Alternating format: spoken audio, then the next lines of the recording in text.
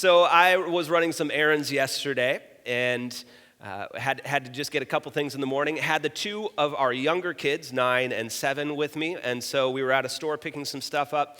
And I thought, well, they chose to come with me, and I want to reward that, so I'm going to get them donuts. But we didn't want to leave older brother, Asa, out, so we got another donut. And as we were about to walk away from the donut section, yes, on Sunday morning I'm talking about donuts. So if you're getting hungry, you're welcome. It's probably just a sugar craving. And we realized that I was coming back, and there was going to be another young boy at our house that was there for something with our family. His mom was bringing him to our house to hang out for a little while. And I was like, well, we don't want to leave him out. And I was thinking, he's probably going to say those famous words that every kid says, "That's not fair."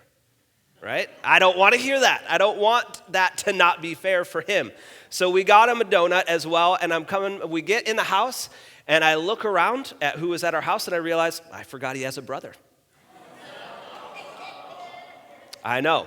So those words are coming back to me, "That's not fair." And I'm realizing at this point, this has to be half of parenting, is working around, "That's not fair." Now, we solved the problem. We cut some donuts. Everybody got donuts. Don't worry. It was mostly fair, okay?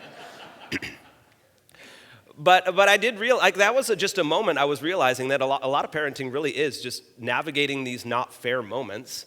And you hope your kids grow out of it, but if you just look at yourself for a moment, you're like, yeah, we really haven't grown out of it. Like, we don't grow out of that. Now, you might not be raising kids in that phase or whatever, but you have been a kid. You know what it was like in that moment where somebody was getting something, and you think, that's not fair. There were other moments I saw my brothers get some things, and I'm like, that's fair. Like, they deserve that. Deep down, it's actually a justice thing, right? It is, for each of us. As a kid, we express it as, that's not fair, but the older you get, the less you probably say, that's not fair, and the more you start thinking, like, I don't think they deserved that. Or they didn't get what they actually really deserve. There's a part of us that develops very young, and even as we grow, it grows with us. We might have different words, we might even have different feelings or different desires attached to it, but at its heart, it's this longing and sense of justice in us. Now, we often want that justice toward other people. There's a saying that's been said by a lot of different people. I don't know who said it first, but the older we get, the more we need to be honest and recognize that when it comes to ourselves, we want mercy, but toward others, we want justice. Right? We want mercy for ourselves, but we want justice toward others.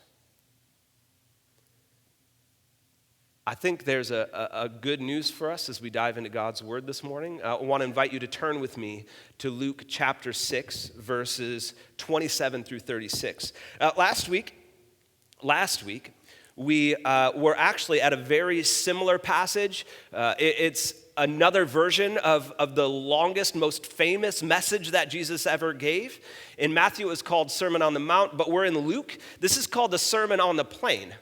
And now, many people think that they're not exactly the same message, but that is probably a longer message that Jesus gave a few different times. And so, just like any person who speaks publicly, you kind of edit your messages as you go, and you pick and choose what's relevant to that group of people and what you really want to hone in on. And so I think that's what we're seeing here. Now, last week we picked up at the very end of this very similar message. This week we're actually hopping to or near the beginning of it. Jesus gathers a bunch of people, probably thousands of people gather to this level place. That's a natural amplification system for Jesus' talk. And he starts talking about those who are blessed and those who better take some action to correct some things and be cautious about their attitude. Now, before we read this, there's just a simple note. Again, in the midst of thousands of people, you are likely represented. There were people there who were gung-ho and already making swag and wearing it as part of Jesus' fan club, right? And then there's probably another group of people who are like, yeah, I think this guy has some good things to say. I tend to like what he has to say. I don't know if I agree with everything, but I like a lot of what he has to say. And then there's probably another group of people even farther out to the margins that just aren't sure, or they're investigating, or they're curious. And Jesus has something to say to each of them. Now, in some of these moments, especially when he's being a little bit harsh, he's talking to the most religious group, right? So if you don't find yourself as a religious person, you're safe. If you think you're really religious, I'll let you read it, okay? Those are the blessings and the woes. But then we get to this next part, which, at least in my Bible, is titled Love for Enemies, so you know it's going to be good. Verse 27, but to you who are listening, I say, love your enemies, do good to those who hate you, bless those who curse you, pray for those who mistreat you. If someone slaps you on the cheek, turn to them the other also. If someone takes your coat, do not withhold your shirt from them. Give to everyone who asks you, and if anyone takes what belongs to you, do not demand it back. Do to others as you would have them do to you. Some of you didn't know that came from the Bible. You grew up with that golden rule, but you didn't know where it came from. That's where it comes from. If you love those who love you, what credit is that to you? Even sinners love those who love them. And if you do good to those who are good to you, what credit is that to you? Even sinners do that. And if you lend to those from whom you expect repayment, what credit is that to you? Even sinners lend to sinners, expecting to be repaid in full. But love your enemies, do good to them, and lend to them without expecting to get anything back. Then your reward will be great, and you will be children of the Most High, because He is kind to the ungrateful and wicked.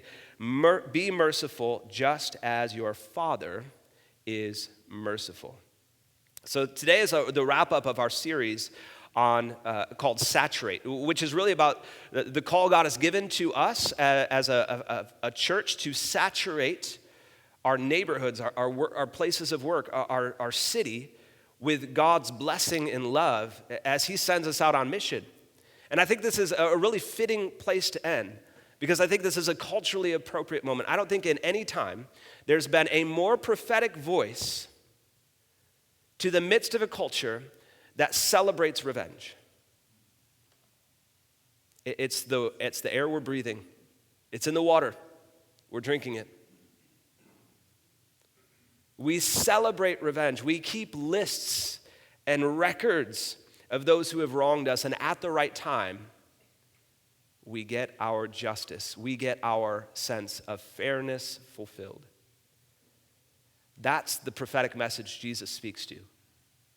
It's honest and it's truthful. Now, Jesus might not be speaking to everybody. He starts with this, if you are listening. But to those who are listening, if you're really listening, if you're paying attention, this is like a lean-in moment for Jesus. If you're really paying attention, I want you to lean in, because I have something to tell you. Then he drops a bomb. Love your enemies. Do good to those who hate you. Now, I think up to this moment, most of the crowd, because Jesus has kind of been talking about some of the super religious people, or at least the people who thought they were super religious, and they're like, yeah, Jesus, get him, get him. And now Jesus is like, and love your enemies, and they're like, hold up. I was with you a moment ago.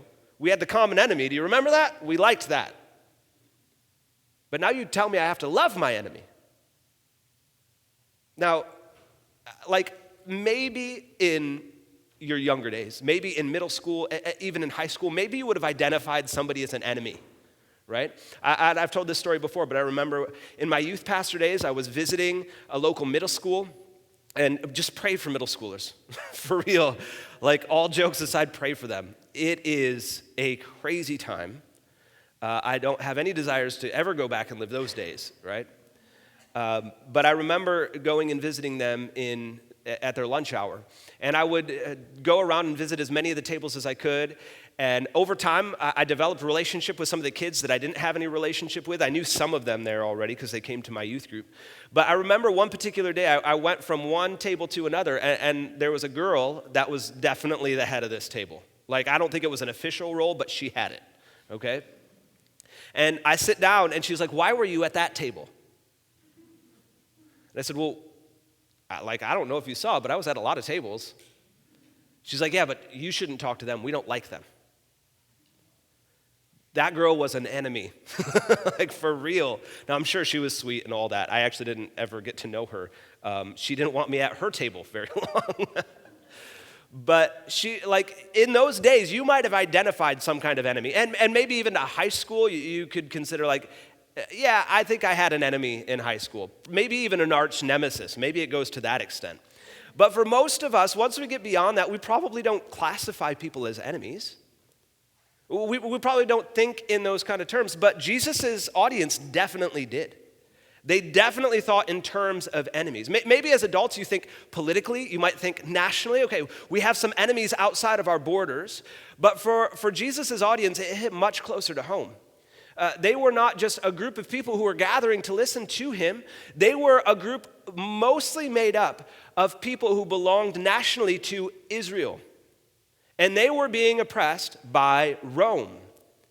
They were actually a Roman territory. They had been conquered. Yeah, they get to live for the most part in their own land that God had given them, and they get to worship how they want to worship as long as Rome says they can. Those were the enemy. They were the enemies. They were the oppressors, and yes, they deserved anything bad that was coming to them. And now Jesus says, yeah, you know those people you think are your enemies? I really want you to love them. When we hear the word love, we might think of affection, and yeah, that certainly is captured by this word love. But in Jesus' time, biblically thinking about love, it actually means to will somebody's good. It means to proactively be a blessing to them, to will, to desire good things for them. Now, I don't want to do a show of hands, but last time I checked, that was not what we do to enemies. Right? You might not like go out of your way to make their day bad. You might try to stay as neutral as possible, but in your mind, you're thinking, I hope good things don't happen. You know? Maybe don't even want to admit that. Maybe I'll be the one to admit that. I've been there more times than I can care to admit. That there are people who have wronged me, and I think, I really hope good things don't come your way. You know? Don't worry, I've had my moments with Jesus. Like, we've repented, we've confessed, I've worked on forgiveness. But I'd be lying if I said those moments weren't present in my life. Jesus says, no, I don't just want you to stay silent. I want you to love them. I want you to desire and maybe even actively work toward releasing good things in their life. That's what that statement means. Now, if you're like, well, that's fine, I don't have any enemies, Jesus takes it another step further. He says, I want you to love your enemies, and I want you to do good to those those who hate you. You're like, I didn't have enemies, but I got a healthy list of people who hate me. Maybe you made some of those people driving in today.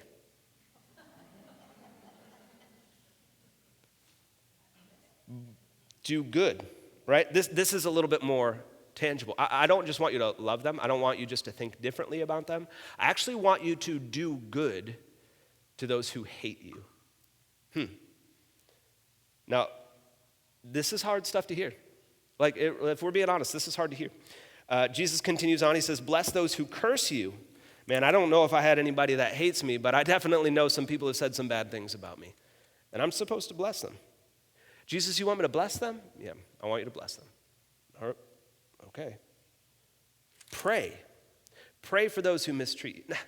So many people qualified in one of these areas for Jesus' audience. Maybe they didn't feel like they had enemies. Maybe they had like, oh, I don't hate Romans. I have a good friend. He's a Roman. I don't hate him. They're not my enemies. Sure, I don't like everything he does. Be good to them. Do good to them. Bless them. Like actively, physically bless them. Be a blessing to them. Yeah, but they don't deserve that. That's not fair. Right? If they mistreat you, I'd actually like you to pray for them. You want me to pray that they're less of a jerk? Is that what you're asking me, Jesus? No. I'd actually like you to pray that they experience love, that they experience blessing for good things in their lives. That's what I'd like you to pray for. That's hard to hear. Now, in case anybody's confused about any of this, Jesus gives some rock-solid examples of what he's talking about. In verse 29, he says, if someone slaps you on the cheek, turn to them the other also. Maybe you weren't raised in church, but you probably heard the phrase, turn the other cheek. This is where it comes from. Jesus. Turn the other cheek. It's an expression of looking past the offense. It's an expression of offering mercy, which is what we'll get to in a moment. If someone takes your coat, do not withhold your shirt from them. Now, this is where Jesus might start to lose some of us, because we might not understand what's going on here. Now, most people in Jesus' day had 2 layers of clothing. They had an underlayer, they had undergarments, which is what the shirt would be considered. Once you get past the coat, there's nothing between you and law enforcement other than that shirt, okay? So if somebody takes your coat, that was a valuable thing, okay? To give somebody your coat, you might give your coat in a few circumstances. It might be a guarantee on borrowing something else or a loan for some kind of money. A coat was valuable for many things. It was personally valuable, but it was also useful for many things, okay? And so Jesus says, if somebody takes that outer garment that's very useful to you, I want you to go all the way, and I want you to give them the rest of your clothes. That's pretty extreme. Well, I already lost my coat. It's going to be awkward for both of us if we go the next step. Now, what we'll find out is Jesus is not being quite as literal as maybe sometimes we think, although I think if we live with this general sentiment, it's beautiful. It really is. It's beautiful. But Jesus says if somebody takes your coat, not just you give it to them, they take it. This is like forceful. This is a mistreatment. This is a malicious act. I want you to go the next step. I want you to actually bless them when they take from you. That's hard to hear. Verse 30, he says, give to everyone who asks. Well, you can't mean everyone, Jesus. Yeah, he means everyone. Everyone who asks you. But that's not smart. Yeah, I know. That doesn't make sense. Yeah, I know. You see, Jesus is taking things to an extreme. Now, I don't think, because if you pay attention to how Jesus teaches, if you pay attention to his ministry, Jesus rarely lays down rules like this, okay? And so what I would argue, and you can disagree with me, I don't believe Jesus is laying down a new set of rules.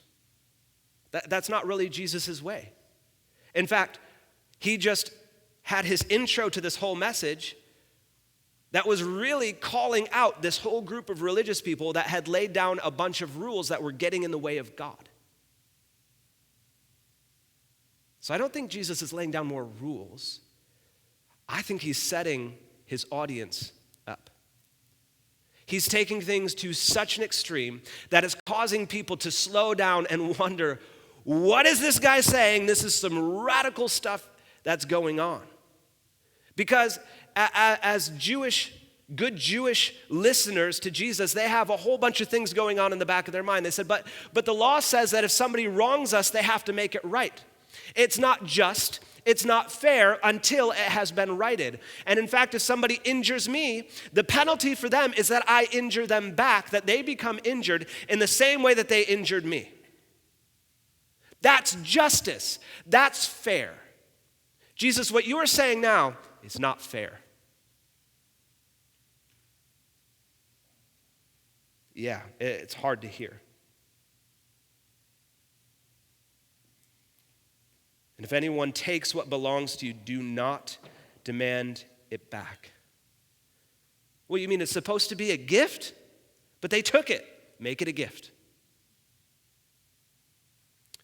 Do to others as you would have them do to you. Everybody? Yeah, I started with enemies. Well, I don't have enemies. Then those who hate you. Well, I don't know if anybody hates me. Those who mistreat you. those who say bad things about you, those who don't treat you the way you feel you deserve, bless them anyway. That's hard to hear.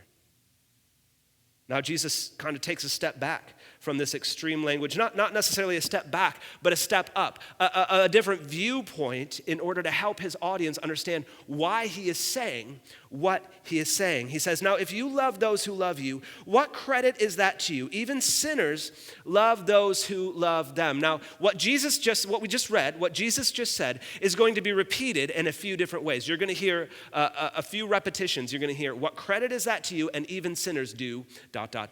That's just the repetition of the next section. If you love those who love you, what credit is that to you? What do you gain from that? Now, I love being with friends. I love being with family. I love being with friends who feel like family. Okay, it's especially beneficial to me and my family because our biological family is 2,000 miles away. So when we are with friends, when we're with people who care for us, when we get to bless them and they get to bless us, it feels special. I love it. We love that. But Jesus' argument here is when we bless each other mutually, because we love one another, because we care for one another, there's actually no credit to us. Now that's interesting language. That probably should cause us to wonder, what is Jesus talking about? Now, I think there's two levels here. Now, again, you can argue with me, and that's okay. You can disagree with me, and that's okay. But Jesus has, I believe, two levels here.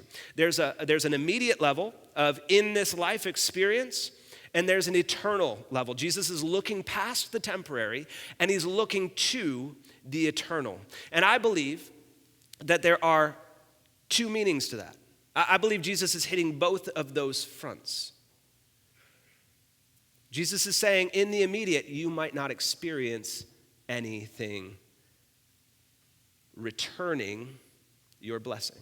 You might not get a return on your investment in another sense, not in this life.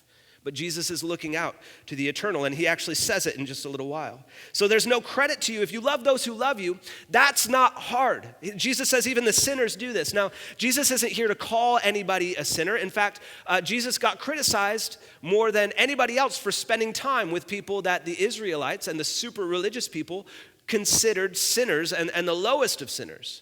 Jesus loved spending time with them.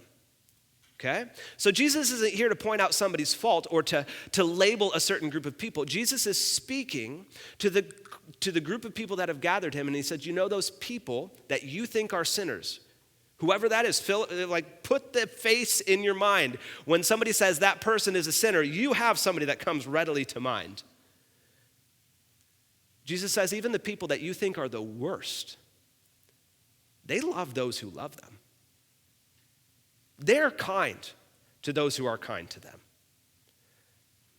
Those people that hate you, those people you might even consider your enemies, they have people in their inner circle that they are really good with. They bless one another. They love one another. They're kind to one another. They loan each other things. They bless each other with things, and it's reciprocal. It goes back and forth. In fact, maybe they don't even need to keep a record. When my wife and I were first married, we lived in a city, and we had some of our best friends living in the neighborhood around us. And we did so much together. We would feed them at our house, or our friends would feed us at their house. We'd go back and forth. We'd go out to eat, and one of us would pick up the bill. And after a little while of trying to keep track of who had done what, we decided just intentionally to stop. We said, we're not going to keep a record of this anymore because it's just going back and forth. We know we love one another. We care for one another. We're just going to bless each other. We don't need to keep a record.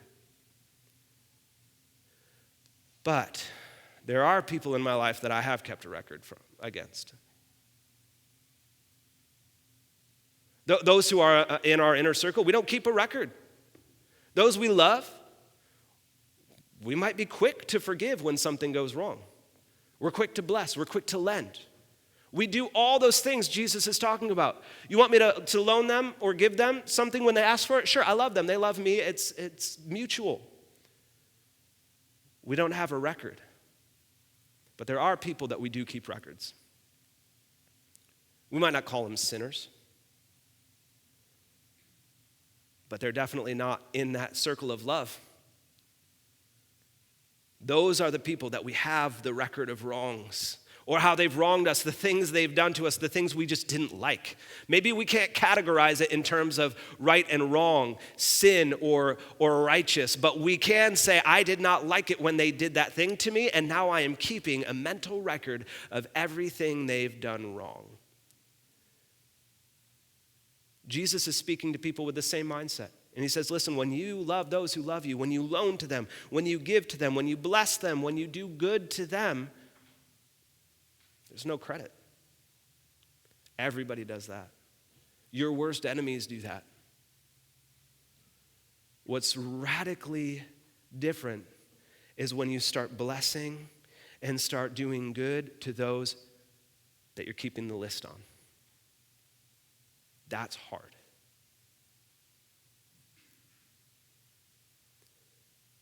That's difficult.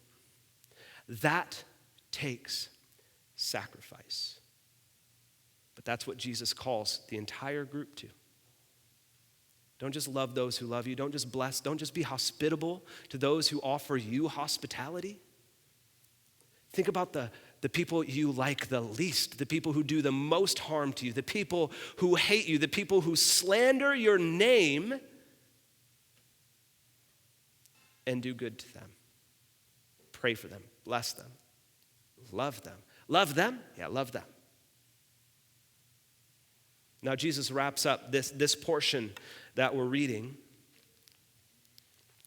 by summing up where he started. In verse 35, he says, but love your enemies, do good to them, and lend to them without expecting to get anything back. Not just the people that love you, your enemies.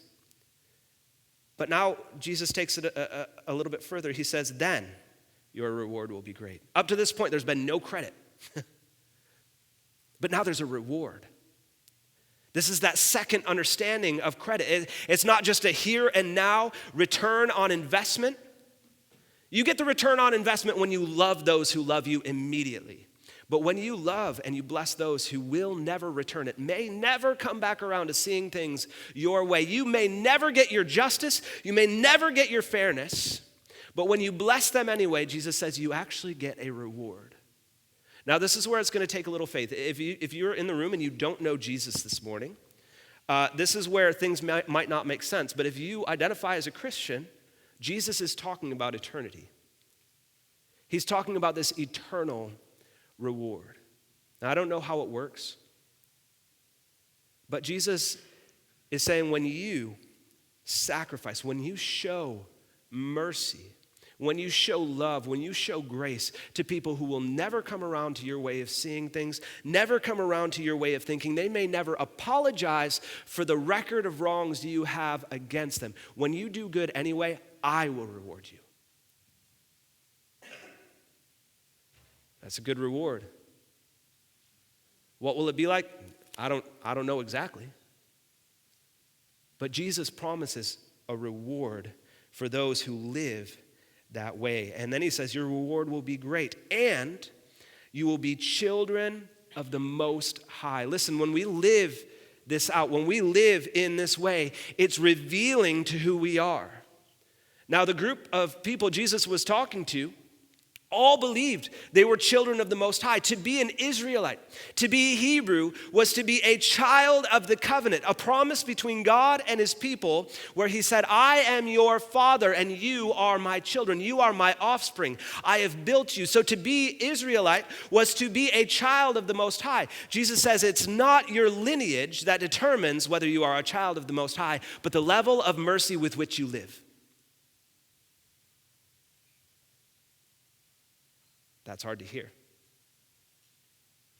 When we live this out, when we take to heart Jesus' next words, be merciful just as your Father is merciful. When we live that way, when we live with mercy, we are revealed as children of the Most High. We are revealed in who we are as being identified with the Father himself. And this is what Jesus says about the Father himself. will be children of the Most High because he is kind to the ungrateful and to the wicked. I love that. If you're here this morning and you were hoping to find out what God is like, he is merciful to the ungrateful and to the wicked. If you've ever received mercy from God and never recognized it, he's good with that. He's willing to offer you mercy anyway. If you've ever considered yourself a sinner or a wrongdoer or what Jesus says as wicked, maybe you wouldn't consider yourself wicked. That seems pretty extreme. But even at your lowest point, the Father still has mercy for you. That's why Jesus then closes with, be merciful just as your Father is merciful. Listen, if we could saturate our area with just one thing, with just one mindset, with just one activity and way of life, I would ask you to do this. In light of what Jesus is saying, give undeserved mercy. Listen, the more you think about it, the more you look at it, the more you understand, the more you will realize that those who need mercy the most deserve it the least. Those who need mercy the most deserve it the least. And when they get mercy, and if you're not the one giving it to them, if you're not the one providing and giving away undeserved mercy, but you see somebody else gives it to them, there's going to be an alarm that goes off in your heart and in your mind that says, that's not fair. And the Lord is looking down and he's saying, that's right. It's never been fair. It has never been fair. My mercy has never been fair. I'm always giving it to people who are ungrateful and wicked, and I'm good with it.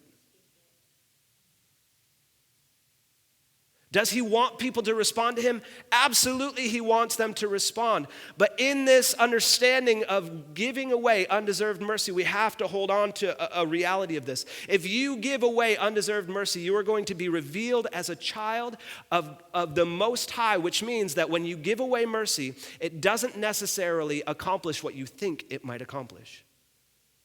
You see, some of us, we might be willing to offer mercy and love and do good to those who really get under our skin if maybe it means they'll come around. If maybe we live into this enough, they'll realize how mean they've been, how wrong they were in that situation, and eventually they'll come and they'll either say sorry or they'll make amends. But that might not ever happen. You might be like the Father. You might be like children of the Most High, who is merciful to the ungrateful and to the wicked, many of whom will never recognize his mercy. They won't ever acknowledge it. If you're a follower of Jesus, you are called to give that level of mercy to the ones that you might be keeping a list against, saying, but they don't deserve it. You're going to have to hear the Father's voice whispering to your heart saying that's when they need it the most. That's hard to do. It's hard to hear. Now, if you're like me, sometimes your mercy tank is a little low. And you're thinking, I don't know where I'm going to get mercy to offer to someone else. But Jesus tells us our source of mercy. It comes from the Father, who is not only merciful to the ungrateful and to the wicked, but those of us who don't think that we're ungrateful and wicked. He is constantly merciful to us. In fact, we're going to go to an obscure passage, okay? Hang with me, because if you've read the Bible before, you'll be like, why is he going there? We're going to go to the book of Lamentations briefly, okay? If you're feeling too happy or good about life, spend some time in the book of Lamentations. Verses 22 and 23, the author writes this: because of the Lord's great love, we are not consumed. For his compassions, that word compassions, if you read other translations, it's translated as the same word for mercy. For his compassions never fail. They are new every morning. And then the author turns from speaking to people to the Lord. Great is your faithfulness. Listen, God is constantly daily faithful in the mercy he has to offer you. So if your tank of mercy is a little low to be able to offer it to those around you, I would encourage you, go to the Father and ask him to fill your mercy tank, because his mercies are endless. They're new every single morning. God, you can't be merciful to me again today. Yes, he can. He is faithful in it. He has abundant mercy for you so that you may have abundant mercy for others. And not those who deserve it, not those who need some kind of just return blessing from you, but those who do not deserve it, the undeserving, those who need it the most, might need to draw from your well of mercy. They might need you just to overlook something. Maybe mercy to them is actually getting rid of the mental list you have against them. Maybe it's choosing to bless somebody, tangibly serving them. Could you imagine what that would do to, like, this might actually be fun. You could really mess with some people who don't like you.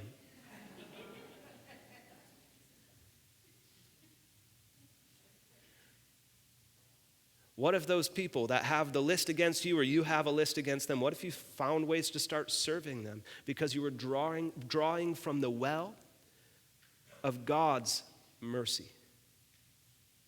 If you don't have a place to draw from it, just start reflecting on how he has been good and merciful and faithful to you, how his mercies are new to you every morning. There's not a day that goes by that you and I, if we're being honest, there's not a day that goes by that you and I do not need some level of mercy. And thank God we don't always get what we deserve. Thank God that I am not always treated in a way that brings me to the point of fairness toward others. I would not like it one bit.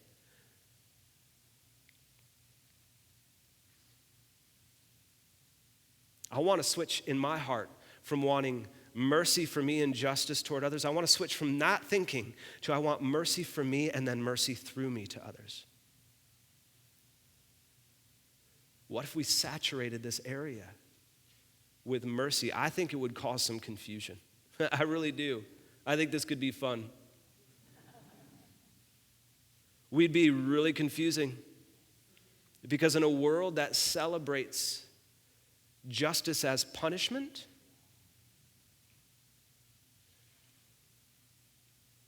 when you inject mercy into that, man, the system can't comprehend. That's fun. The system can't comprehend what's going on. And no, you may not win anybody over, but I promise you, if you're looking for a temporal reward, maybe you don't know Jesus and you're like, what? If I don't know or believe the whole package, what does this have to do with me? Here is a temporary in this life benefit to this. There is a wisdom principle here that I promise you, even if you don't make friends with your enemies, because that's not your goal, if you bless your enemies, you will gain a better reputation. The world will see that you're not interested in fairness. You're only interested in mercy. Well, that's a great way to be everybody's favorite. Who doesn't like being around a merciful person? Who doesn't like drawing close to somebody who doesn't fault find but covers over faults? Who doesn't keep lists because it's not necessary anymore? We like being around those people. I'll tell you another byproduct. You might actually find yourself living freer. I don't know if you know it, but that list, it weighs you down. It does. It's hard to keep lists. You got to keep track of so many things.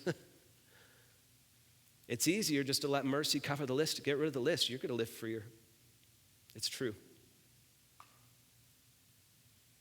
That's what's available to you. That's what's available through you. Could we be people who are living merciful lives out in our community?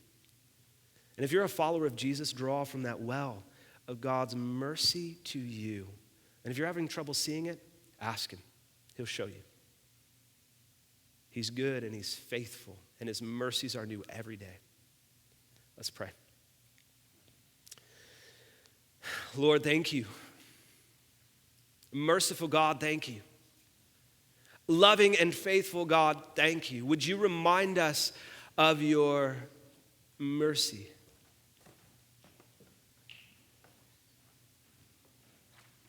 May you remind us morning by morning of all your faithfulness, your goodness, your love, and your gracious mercy to us, that you overlook our offense. God, you are good. We celebrate that you are good even to those who hate you. Even to your enemies, you show mercy, even to those who mistreated you, Jesus. On the cross, you hung and you said, Father, forgive them. They don't know what they're doing. May we live with that level of mercy. May we live with that heart, knowing your heart to us and extending it to others. And may we be people that have no list, because it's been covered by your mercy. In Jesus' name, amen.